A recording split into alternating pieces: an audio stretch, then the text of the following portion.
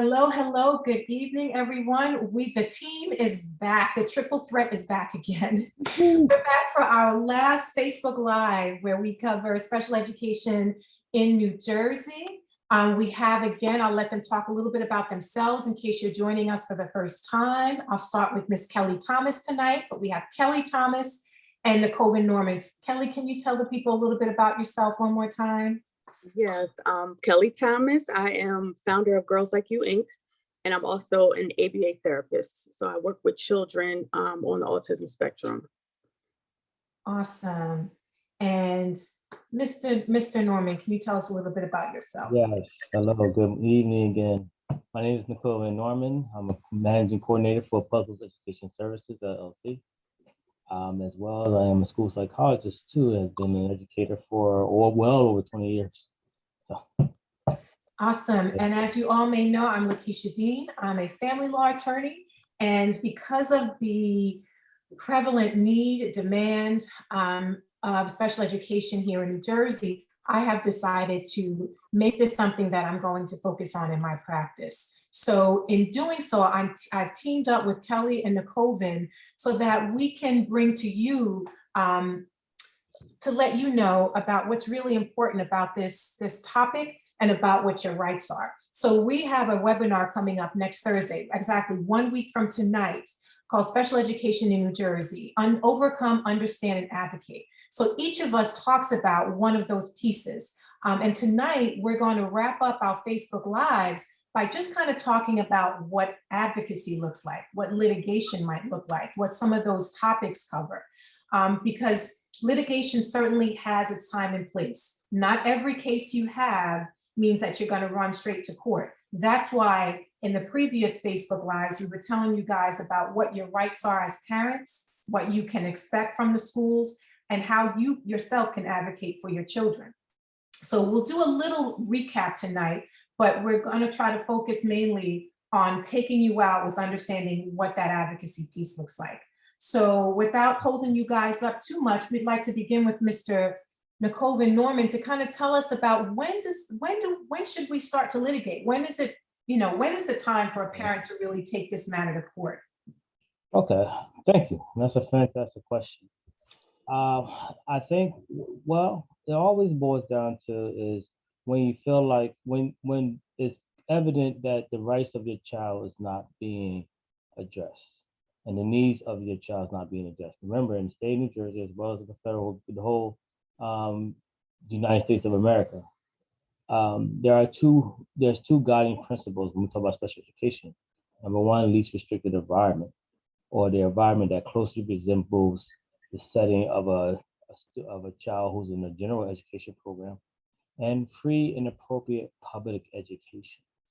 Can you say that again? Because we'll be saying that term pretty often. And I think sometimes people may hear that acronym, which people just say FAPE, right? Okay. And can you tell them one more time what that means? Yes, free and appropriate public education. Okay, all education is supposed to be free to you, the parent, free to that student. It's supposed to be appropriate, which means it must meet the needs of that particular child to have a meaningful educational experience. And it takes place in the public education setting. This is the mandate for all public education schools. So when we talk about free and appropriate public education, we always talking about access.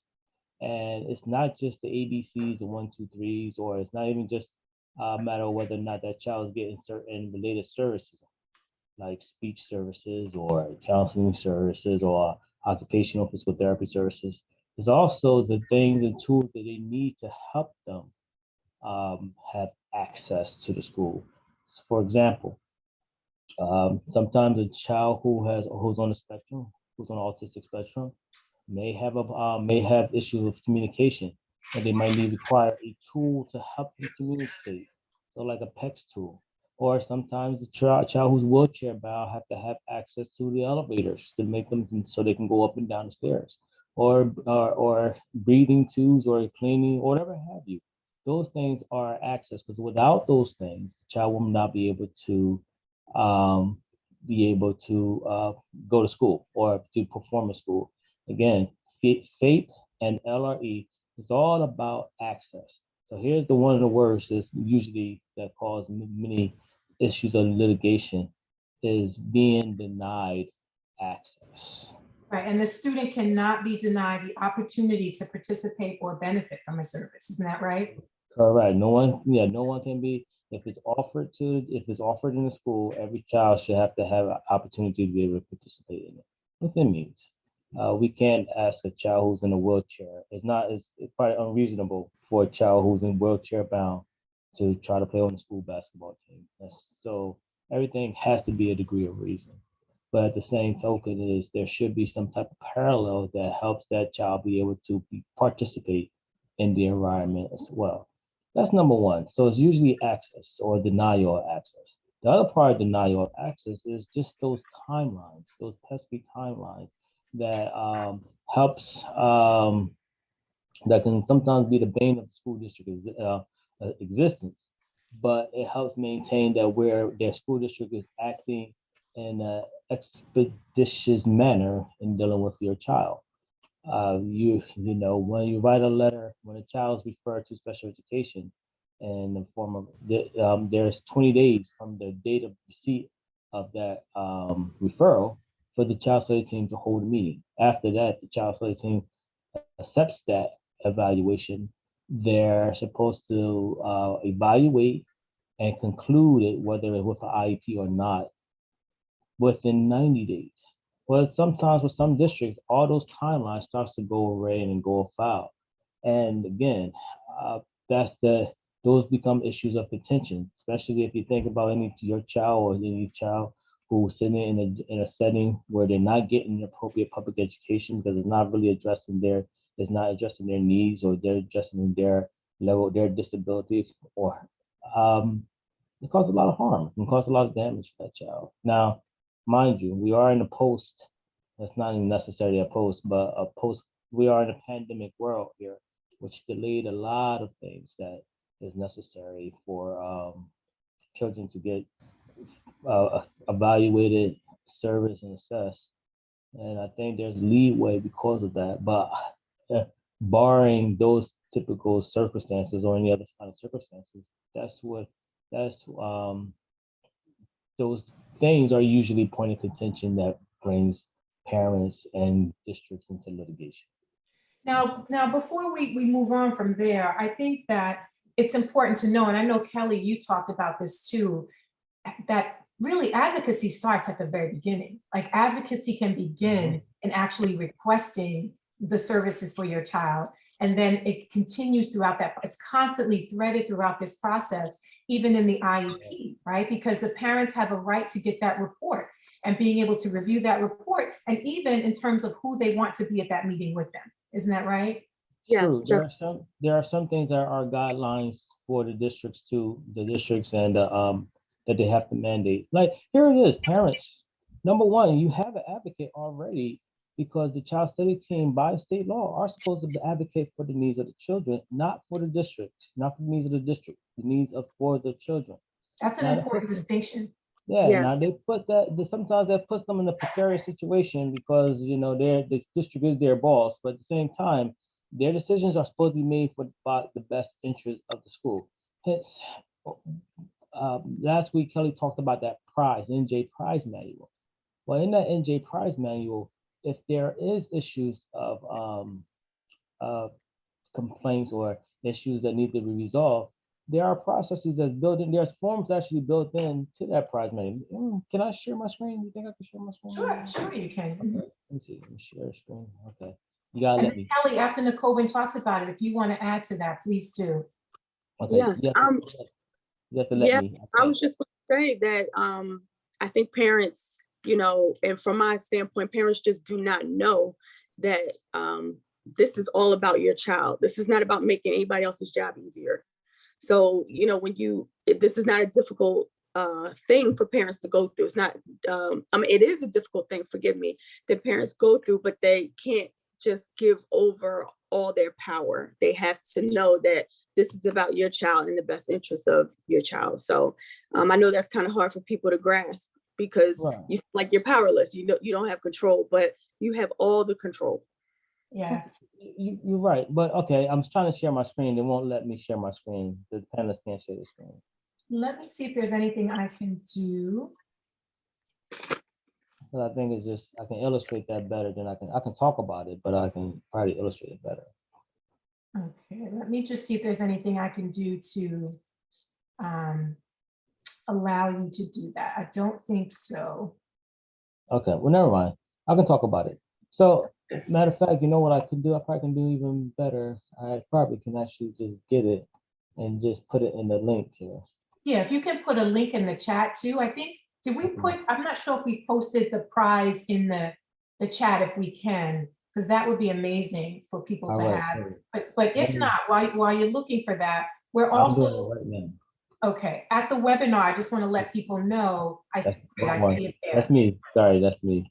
All right. So the We're second going one to is have, just want to let people know that at the webinar, we will have a resources page. So if you can't get these things from our Facebook Live, you will certainly get them at the webinar, okay? so if you can open, you think you can open and share that link?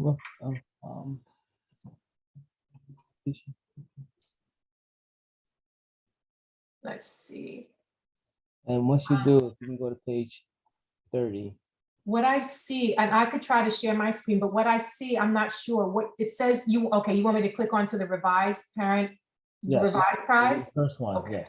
All right, so you know what? Let me share my screen first so that I can go into that.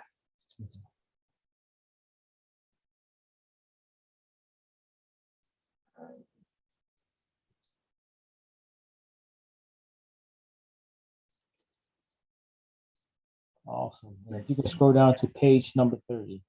Okay, hold on a second. Let me. Here we go. Awesome.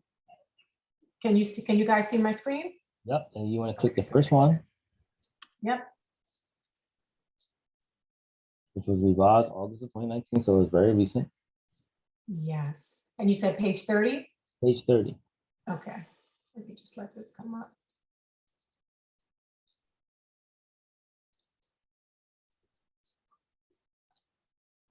Let's see if I can go here. Oh, here we are. Okay. Okay. Now, if you look at page, I'm sorry, is that page 30? You know what? That's probably page 30. It's page 34. I'm sorry. Yeah, there you go. Okay, so it's not this. Okay, stop Is right it- there. They're not So different on first this. of all, if you look at some of this, the commonly used terms, it talks about number 2 and number 1, 2, 3, 4, 5 are the ones that, again, that really spells it out. So it's right spelled out inside the manual that every district is supposed to let you have once you start this process. Free, appropriate public education with a specific definition of exactly what it is. And then if you go down a few more, least restricted environment.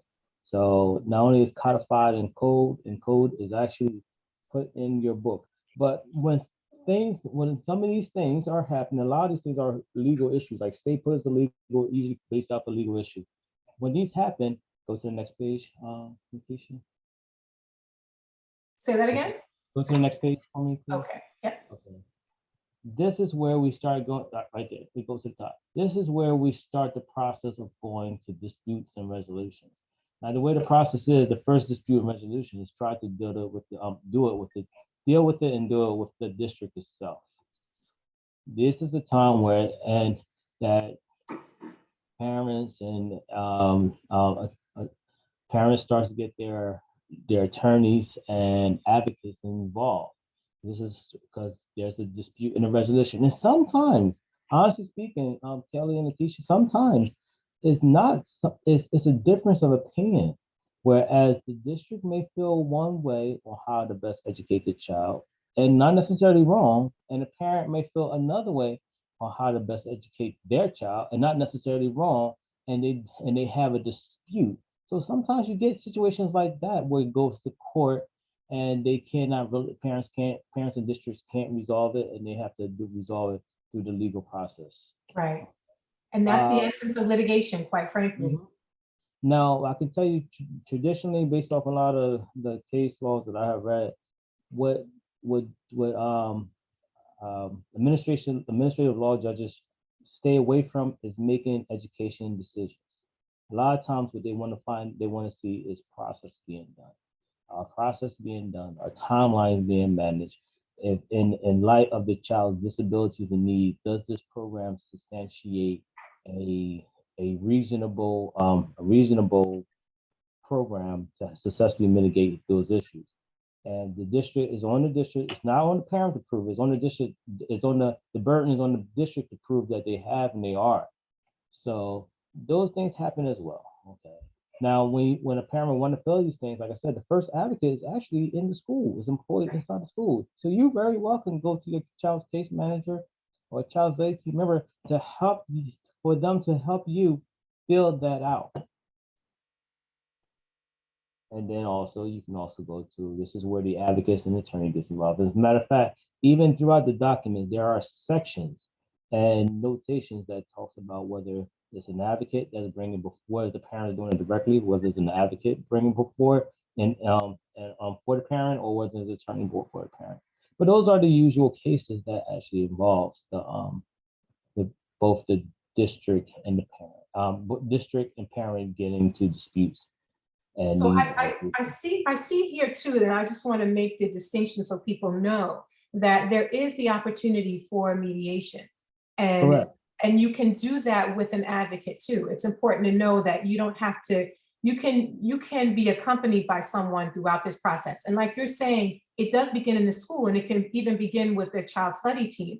But even if it gets carried to this point, with mediation, it doesn't necessarily have to be so adversarial, right? That can be an opportunity for the school district and the parent and whatever the advocates are to sit down in a room to try to talk through these issues. Because sometimes litigation can be very timely and costly. So, and decisions may not come out right away, you know, and we have children, you know, there is such a thing as emergent motions, especially if you have a child that's facing graduation and the parent doesn't feel that they should be graduating because they're still in need of services. So that may be an emergent situation, but oftentimes a decision is not going to come out tomorrow. And your child is still going through that situation. So it may be to a parent's advantage to take advantage of something like mediation.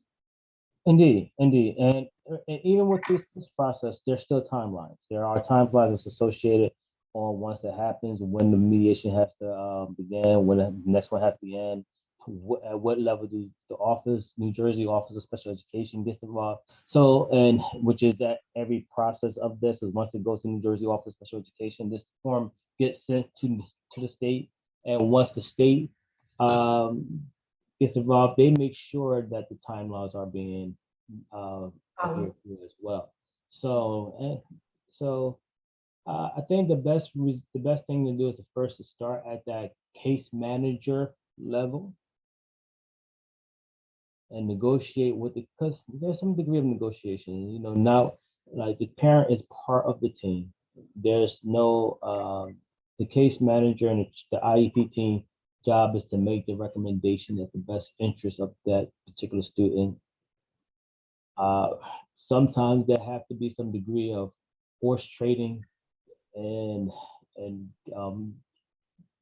making sure that everybody's comfortable on the program that's being chose. And I think we try to do everything at that particular level, but if not, these are the steps that you go through, and this is where you know, you can do it by yourself. I think it's best to have an advocate or attorney with you, somebody who's actually have more familiarity with this thing than with the laws, and understand how to mitigate it. Let me ask this question, just kind of skipping forward, and both of you can jump in. What, in your experience, have settlements look like? Well, settlements can be it's any form. It can be whereas the parent and the district may. Okay, so all right, there's two parts of that. One, if the district loses and the parent wins the decision.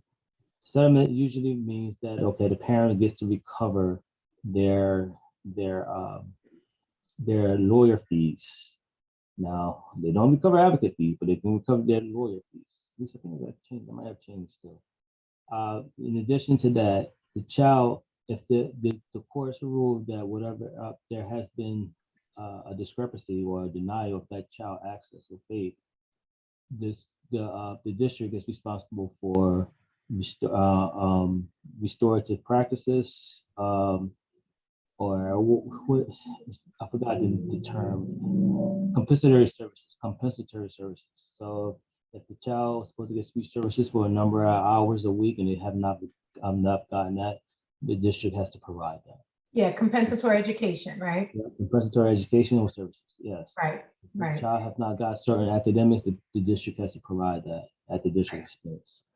Yes, So those are the things and that's what it looks like. And a lot of times those districts become egregious. Well, sometimes if it's very egregious, there can be even monetary damages towards the district. yeah. And I would just add too, I think there are some cases where if a parent has had to place the child out of the school district, there may be reimbursement that comes into play as well.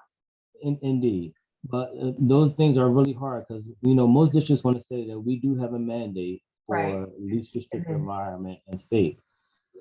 So that's also what's that weighs on the side of the district. We have to do that, and the district can show evidence that they can provide complex services that really speaks to the needs of that child.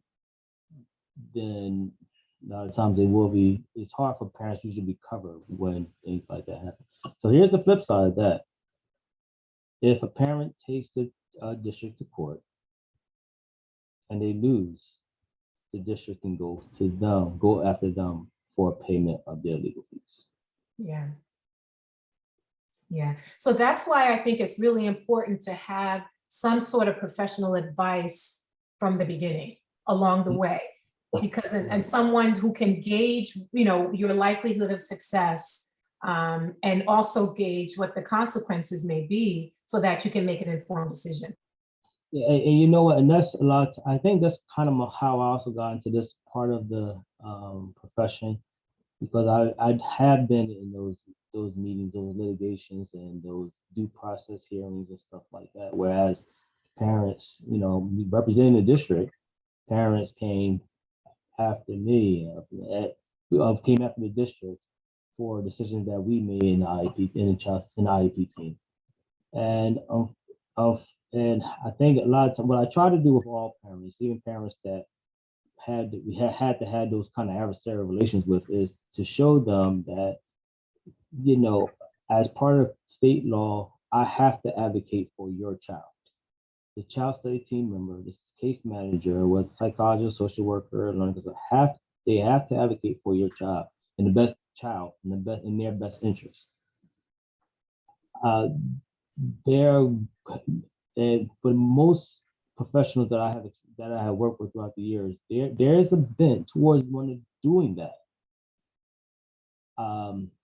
But then of course there's a flip side. They are employed with the district.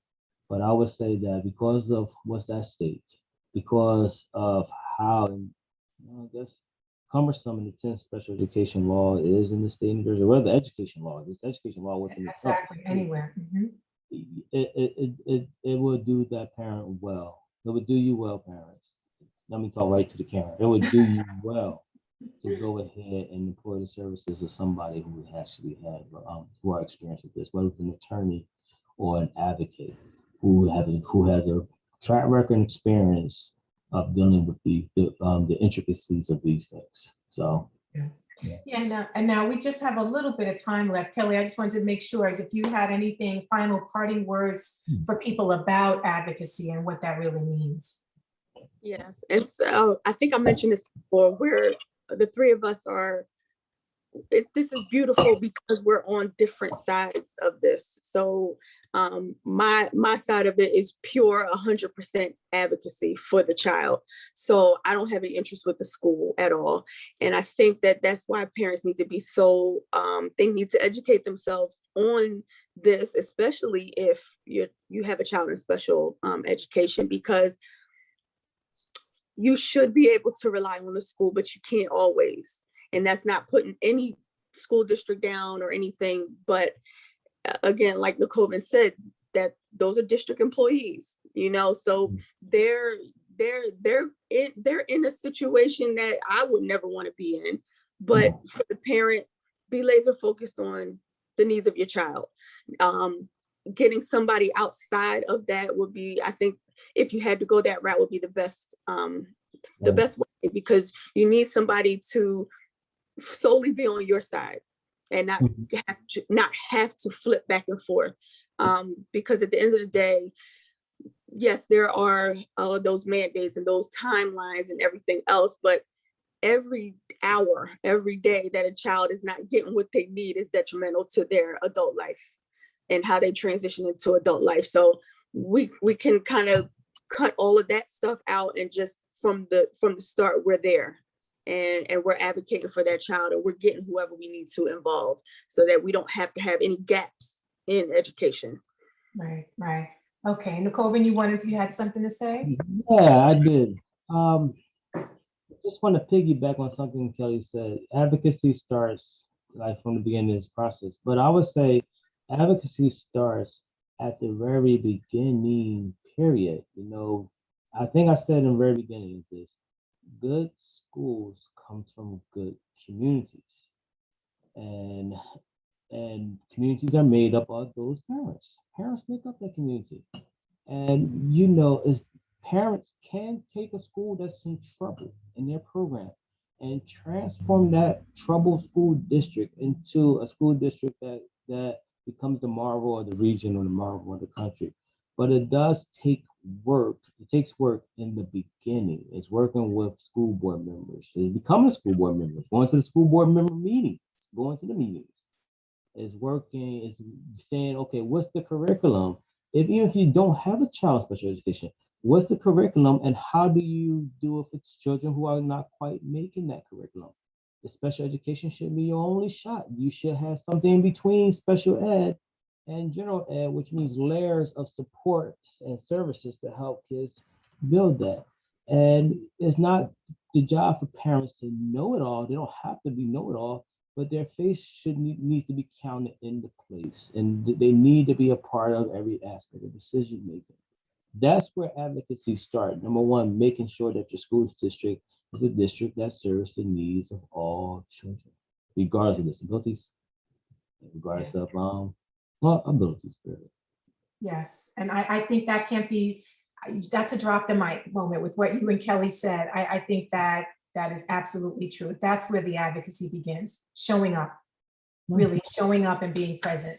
Because if you're not at the table, I mean, there's an expression, if you don't have a seat at the table, you're going to be on the menu. I'm sure I jacked that up. But I mean, I think especially because you're advocating for people who cannot necessarily speak for themselves, so that's so important.